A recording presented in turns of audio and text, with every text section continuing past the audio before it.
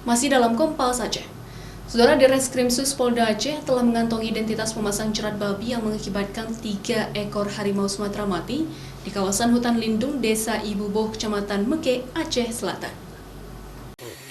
Setelah melakukan olah TKP dan identifikasi terhadap 3 ekor bangkai harimau yang ditemukan mati terperangkap jerat babi, tim dari Ditreskrimsus Polda Aceh mengamankan barang bukti kawat jerat yang terperangkap di tubuh harimau sepanjang 7 meter. Tak jauh dari lokasi harimau mati juga diamankan kabel jerat sepanjang 10 meter. Berdasarkan keterangan sementara dari pemilik kebun yang berada di kawasan hutan lindung itu, jerat tersebut dipasang untuk membasmi hama babi yang selama ini kerap merusak tanamannya.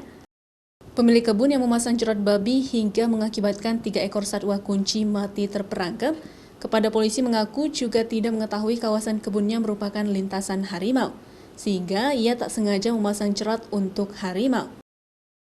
Nah, di TKP itu kita temukan 3 harimau yang mati terjerat dalam jeratan babi di kawasan kebun ya, seseorang.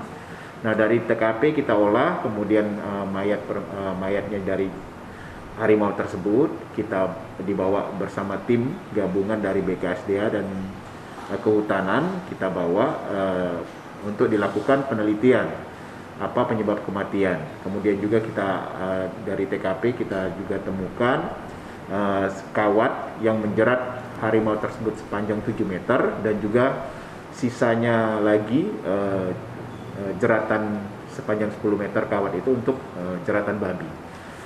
Untuk menetapkan tersangka, polisi kini tengah menunggu keterangan dari saksi ahli BKSDA terkait status lokasi kebun yang ditemukan harimau mati, apakah berada dalam kawasan hutan lindung.